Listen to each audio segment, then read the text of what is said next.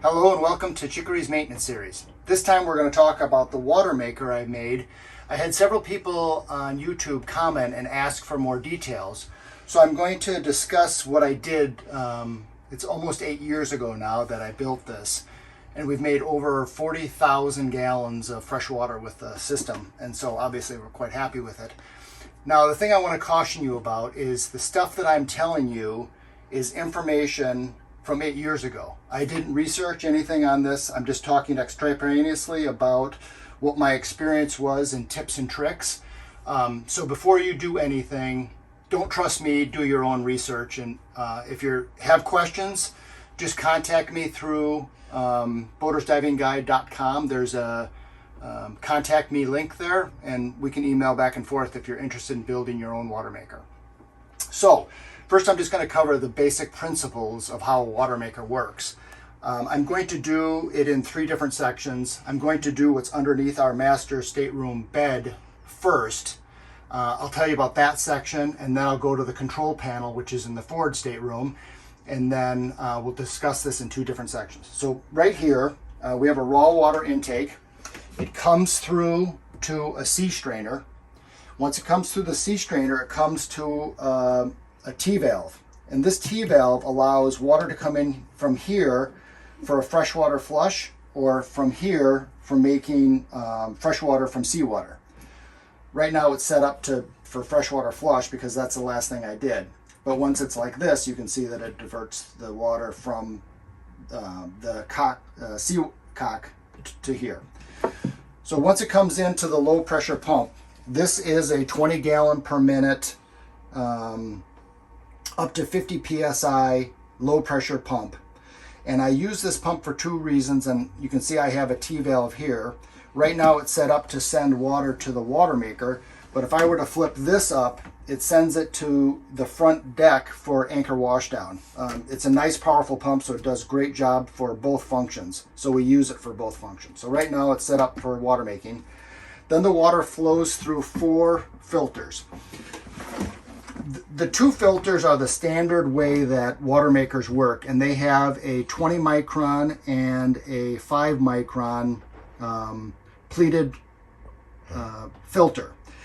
We've added 2 filters ahead of that, which are stainless steel filters we bought from McMaster Carr, and we have 4 filters we can swap out of here.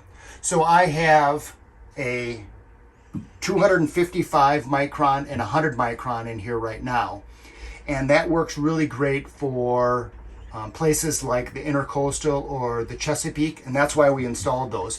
When there's particulate in the water, these strain out the very big materials, and then these don't clog up quite as fast. I also have a 75 and a 40 if the micron of the water particulate's a little bit smaller and we want to strain it a little finer before it gets to the 20 and the 10. I have a pressure gauge here between the 2 sets of filters, and that tells me how much I'm losing pressure when these are getting plugged versus when these are getting plugged. This is this pressure gauge down here. So hypothetically, let's say I start out and I have 50 psi coming from the low pressure pump. This high pressure pump requires about 20 psi of inlet pressure to be maximized its operation. Once I see the filter start to get clogged and the pressure drops down, that's when I know I need to change or clean these filters. And once again, because I have 2 filters, I know which sets of filters are actually clogging first. And if I find this one is clogging faster, I can change the micron rating of those stainless steel filters. Once it comes underneath here, and then it comes past this switch, which I'm going to explain in just 1 second. Then it comes into the feed for the high pressure pump. It is pressurized to about 800 psi. It comes through the high pressure lines and goes into the membranes.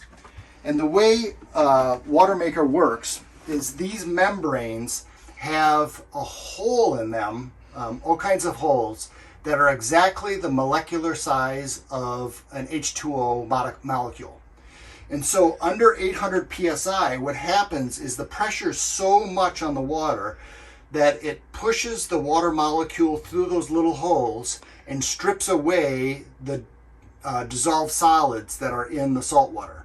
And so that's how you get fresh water. And the fresh water comes out through this small tube at the bottom of these pressure vessels. I'll show you how we control that in the other room, but first I want to talk about some specifics in this area. I want to talk about the high pressure pump first and how this is wired up. I told you that there was a switch over here, and I want to explain this. I told you that this pump requires 20 psi pressure, or else it may have issues. It can't draw a vacuum because you'll burn out the seals that are in this high pressure pump. And I actually had a low pressure pump failure once before I had installed this switch, and it burned out all of the seals, and I had to rebuild that pump.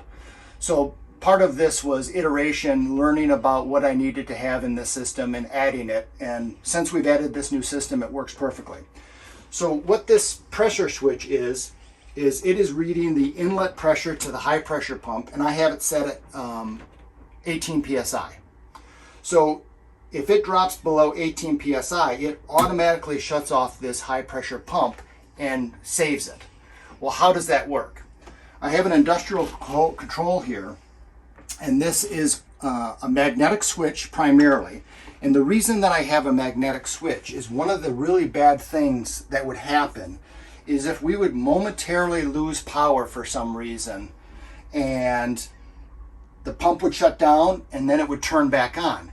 Because I would have the pressure adjusted to 800 psi, this motor and this pump would start to try and start up with this huge head pressure. And so I use this control that's magnetic, so as soon as it loses power, the contacts pull apart and it's no longer in the on position. These switches are used a lot in like table saws, and the reason that they do that is, of course, if you're working on a table saw, the power's lost and somebody's around the power saw working on it when the power's flipped on, you don't know whether the switch is on or off. And so that particular switch is called a magnetic switch, and it's a safety mechanism to make sure that this does not start up accidentally. One of the great things about those industrial magnetic switches is you can add on all kinds of different components. And one of the components I added on to that switch is a relay that will not allow this switch to be turned on unless it sees a signal from this sending unit that says that there is more than 18 psi of water pressure. And so you can see how this works. If for some reason this pump stops working, or if the C strainer on the outside of the hull grabs a plastic bag or something and it shuts down the pressure, it'll shut down the system and save everything. So that pretty much concludes. Oh wait, nope, there is one more thing. I want to talk about this ridiculous motor. So there's a couple more things that I want to talk about the pump assembly. Sorry, I forgot. So this is a CAT model 247. So this is a nickel aluminum bronze head. And you'll see a lot on water makers that are made by manufacturers that are stainless steel. And that's actually a pretty big mistake. And CAT actually suggests this nickel aluminum bronze metal alloy for intermittent seawater production. Now they have a stainless steel version that they say for seawater production. The difference is if you're a municipality and you're making water, seawater desalination 24 hours a day, 7 days a week, stainless steel makes sense because it's very corrosive resistance. However, many of you are aware of the crevice corrosion problem with stainless steel. If stainless steel has exposed to water that is oxygen depleted, the stainless steel components will lose its protective layer and it'll corrode very, very quickly. And because this is intermittent use, sometimes there's the opportunity for the water that is inside this high pressure pump to lose the oxygen. And so the nickel aluminum bronze is more resistant to that, and that's why this is the right choice and not stainless steel. So don't be persuaded by the fact that the really expensive machines out there have stainless steel. If you're using it intermittently, that's not the right choice. Now I'm going to tell you about a mistake I made. So this motor, if you notice, is ridiculously large. And the reason is I called the supplier for the pumps, and they build the pumps and the motors for you on demand. And what I did is I called them up and said, I'd like this model 247, and this model is up to 1500 psi, and to do 1500 psi it requires 3 horsepower. And so that's what I ordered. And the gentleman on the phone, who was a technical advisor, said, well, what duty motor do you want? And he said, do you want compressor duty? Now, compressor duty motors are what you would think if you have a compressor in your garage and you use it 1 hour a week or whatever. It's a very low duty compressor motor. And I didn't want that. I wanted something beefy because this is so important to us. So mistakenly, I said, well, what is the biggest baddest ass duty cycle there is for motors? And he said, well, farm duty. Farm duty, you can do anything to that motor. It'll keep running. It can be in the hottest conditions, the most awful things, dust, salt water. It doesn't matter what you do. That motor will run forever. And I said, that's what I want. I didn't realize that the case size was going to be so enormous. To give you a reference, this is about the size of a 3 horsepower motor that's compressor duty. So you can see it is significantly larger. So if I were to redo this again, I wouldn't necessarily get a farm duty, though this thing runs at 104 degrees and has been amazing, but once again, it takes up a lot of space. The other mistake that I would have changed is I told you that this requires 3 horsepower for 1500 psi. Well, water making never goes over 1000, and I personally never go over 900 psi. So at that pressure rating, a 2 horsepower motor could have worked. And so you could save some money and some size, once again, going to 2 horsepower. The other thing I would say is this is a 1740 RPM motor, and that's essentially what the pump is rated for. But cat pumps do allow for slight over revving. This particular pump is rated for 3.6 gallons per minute. They have a 277 model that's 4.2 gallons per minute. And if you over rev those slightly, let's say that you go to an 1800 RPM motor, then you would be able to get a little bit more flow rate. And the reason that's good is the more water you have flowing past the membranes, the cleaner they keep and the more productive it is. So that ends this part. Now we're going to go to the control panel for just a minute and I'll complete the rest of this video. Okay, so here's the control panel. I'm going to explain a little bit about what this is. I had told you that the high pressure pump flows 3.6 gallons per minute. Because I have a little bit faster than 1725, I have a 1740 RPM, I'm about 3.8 gallons. So when the raw water comes through and I first turn on the high pressure pump, I'm at 3.8 gallons here.